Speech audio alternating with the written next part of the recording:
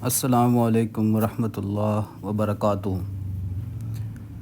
ابو الحورہ Saadi رضی اللہ عنہ کہتے ہیں کہ آپ نے حسن ابن علی رضی اللہ عنہ سے کہا کہ کوئی حدیث سنائیں جو آپ نے حضور صلی اللہ علیہ وسلم سے سنی ہو۔ انہوں نے کہا کہ آپ نے جناب رسول اللہ صلی اللہ علیہ وسلم کو یہ ارشاد فرماتے ہوئے سنا ہے کہ ایسے کاموں کو چھوڑ دو جو تمہیں شک و شبہ میں ڈالتے ہوں، کیونکہ صدق اطمینان و سکون کا ذریعہ ہے اور کذب عدم اطمینان اور ہلاکت کا سبب ہے۔ بحوالہ ترمذی۔ عبداللہ ابن عباس رضی اللہ عنہ کا بیان ہے کہ جناب رسول اللہ صلی اللہ علیہ وسلم نے فرمایا کہ اللہ کے ہاں انسانوں میں سب سے قابل نفرت 3 اشخاص ہیں: حرم میں الحاد یعنی کجروی میں مبتلا کرنے والا، اسلام میں جاہلیت کے طریقوں کو رواج دینے والا، کسی کے پیچھے ناحق پڑھنے والا تاکہ اس کا خون بہائے۔ بحوالہ صحیح بخاری۔ مغیرہ ابن شعبہ رضی اللہ عنہ کا بیان ہے کہ جناب رسول اللہ صلی اللہ علیہ وسلم نے فرمایا کہ اللہ نے تم پر ماؤں کی نافرمانی، بیٹیوں کو زندہ درگور کرنا، دوسروں کے حقوق کی ادائیگی سے انکار کرنا اور اپنے حقوق کا مطالبہ کرنا حرام قرار دیا ہے، اور 3 چیزوں کو تمہارے سامنے ناپسندیدہ کیا ہے: کیل و کال کرنا یعنی فضول بحث مباحثہ کرنا، کثرت سوال اور مال کو ضائع کرنا۔ بحوالہ صحیح مسلم۔ عبداللہ ابن عمر رضی اللہ عنہ کا بیان ہے کہ جناب رسول اللہ صلی اللہ علیہ وسلم نے فرمایا کہ ہر شخص حاکم ہے اور اپنی رعیت کے بارے میں جواب دہ ہے۔ حاکم وقت اپنے عوام کے بارے میں، ایک ذمہ دار شخص اپنے اہل خانہ کے بارے میں، عورت اپنے شوہر کے مال و متاع کے بارے میں، اور ایک خادم اپنے مالک کے مال کے بارے میں جواب دہ ہے۔ بحوالہ صحیح بخاری۔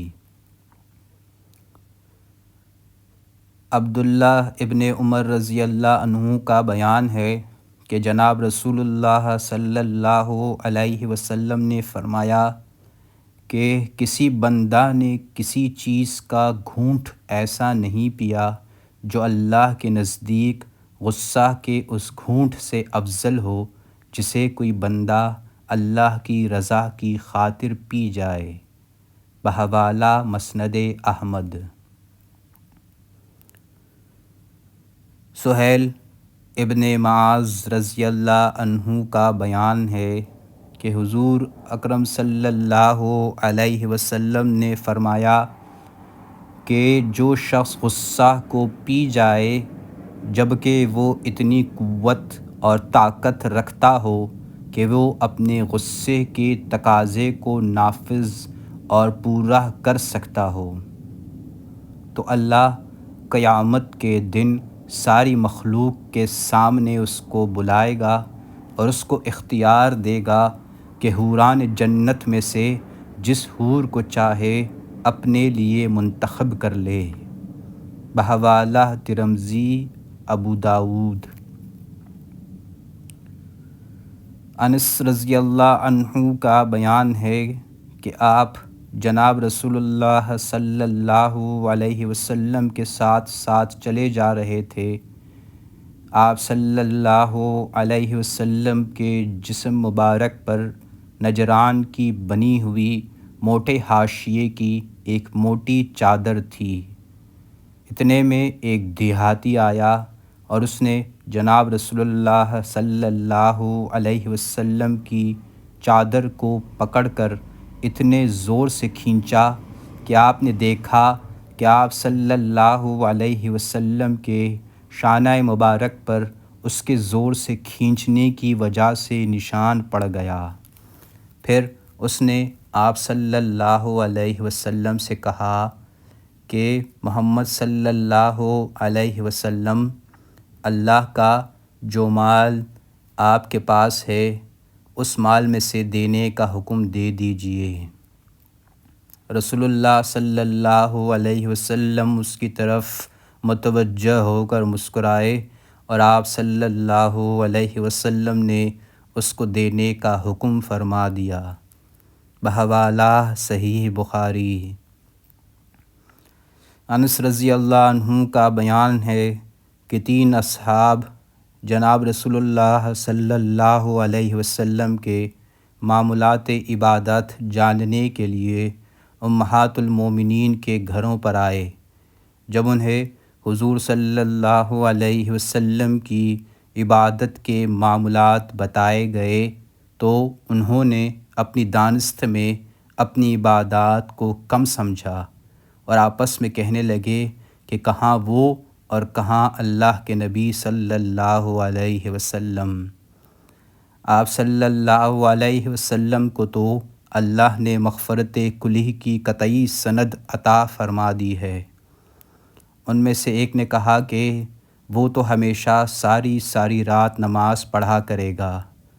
دوسرے نے کہا کہ وہ ہمیشہ ہر روز روزہ رکھا کرے گا، کبھی بھی وقفہ نہیں کرے گا۔ تیسرے نے کہا کہ وہ بغیر شادی کیے ہی رہے گا، کبھی شادی نہیں کرے گا۔ کہ جناب رسول اللہ صلی اللہ علیہ وسلم تشریف لے آئے۔ آپ صلی اللہ علیہ وسلم نے فرمایا کہ تم لوگوں نے اس طرح کی باتیں کی ہے۔ سنو، اللہ رب العزت کی قسم، بے شک آپ صلی اللہ علیہ وسلم تم سے زیادہ اللہ کی خشیت رکھنے والے ہیں اور تم سے زیادہ متقی ہیں، لیکن آپ صلی اللہ علیہ وسلم کبھی راتوں کو نفلی نماز پڑھتے ہیں اور کچھ وقت کے لیے سوتے بھی ہیں، کبھی نفلی روزے بھی رکھتے ہیں اور کبھی چھوڑ بھی دیتے ہیں، اور آپ صلی اللہ علیہ وسلم نے عورتوں سے نکاح بھی کر رکھے ہیں۔ پس جس نے آپ صلی اللہ علیہ وسلم کے اس طریقے سے اعراض کیا وہ آپ صلی اللہ علیہ وسلم کے پسندیدہ طریقے پر نہیں۔ بحوالہ صحیح بخاری۔ ام المومنین عائشہ صدیقہ رضی اللہ عنہا سے جناب رسول اللہ صلی اللہ علیہ وسلم نے فرمایا کہ بلا شبہ اللہ رحیم و کریم ہے، مہربانی اور نرمی کو پسند کرتا ہے اور نرمی پر ثواب دیتا ہے جو سختی پر نہیں دیتا، اور نہ اس کے سوا کسی اور عبادت پر دیتا ہے۔ بحوالہ صحیح بخاری اور صحیح مسلم۔